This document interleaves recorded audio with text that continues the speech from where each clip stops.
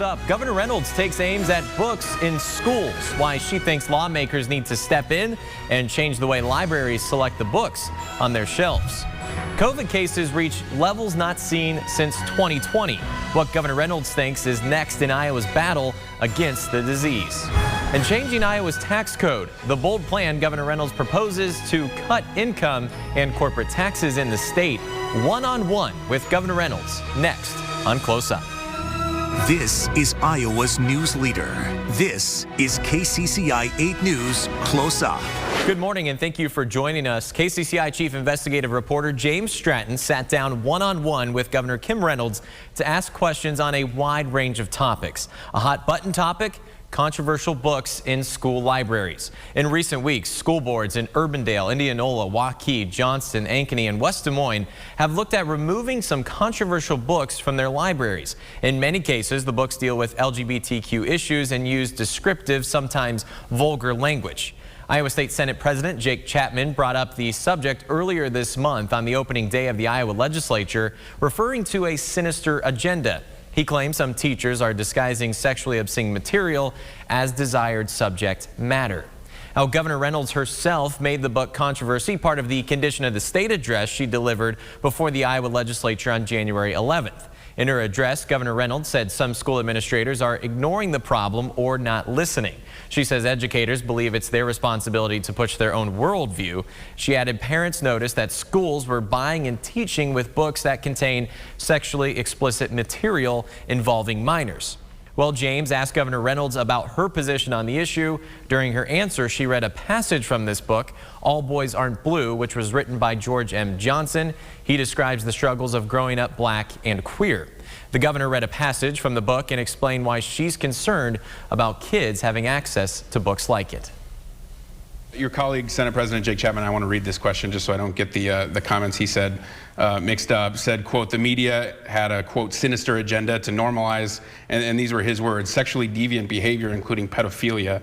Seemingly pushed a conspiracy theory on the Senate floor. Do you support those comments? Well, I'll go by what I said, and I am accountable for my actions and my words, and I think actually my words speak louder. I'm not sure what your question is, but if you're talking about do I think inappropriate things are being displayed in libraries and in classrooms across the state, from what I've heard from parents, I absolutely agree with that. I would be happy. I have actually a piece of paper right here that has an excerpt from one of those books. I'd be happy to read it, and then maybe your listeners can decide if they feel whether it's appropriate or not to have young kids have access to a book that says, would you like me to read it?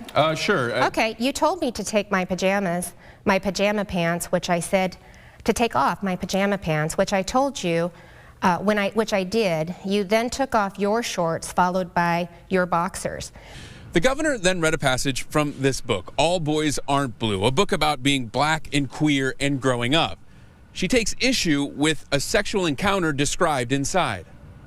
So, I don't know, if parents feel that that is appropriate for children in K-12 education, then I think that's a decision for parents to make, but I don't believe that those kinds of books should be available to children. We should be teaching our children to read math and science and preparing them to be successful in our state.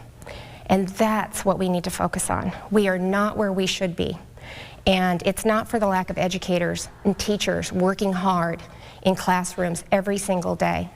But let's focus on that and not lose sight of what we are supposed to be doing with our educational system and really help these kids be successful. And then let parents really deal with some of those other issues.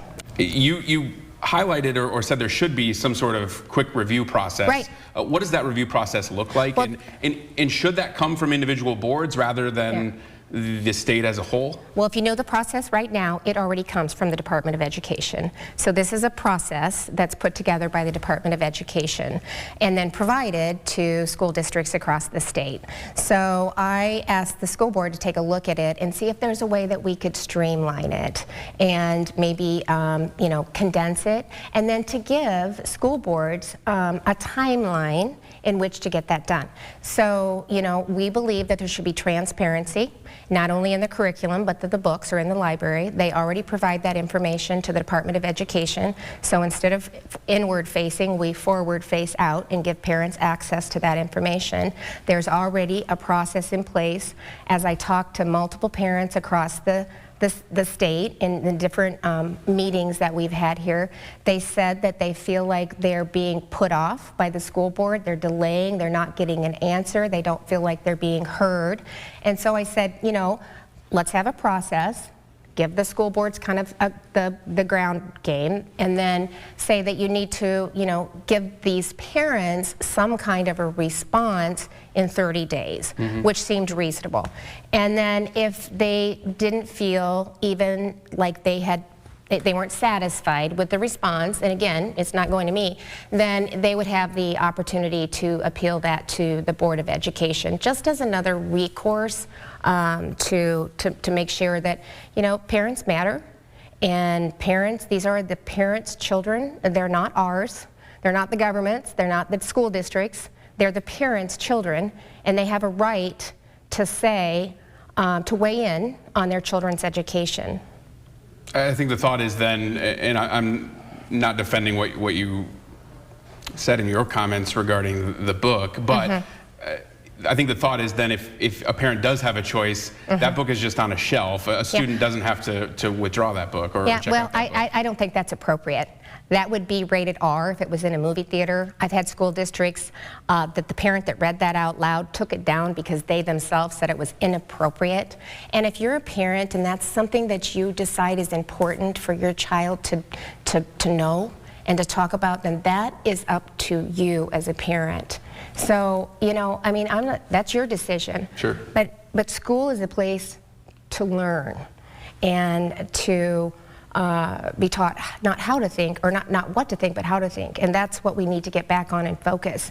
And really, do everything that we can to make sure that we're preparing these kids for a bright future. You also said in your speech, teachers are pushing their worldview. Can you expand on those comments? No, I didn't say teachers are pushing their worldview, so that's a misquote. Okay. I said some educators are pushing a worldview? No, go back and read the transcript. Sure. I said some administrators and school boards are pushing their word, but they're ultimately responsible for the district.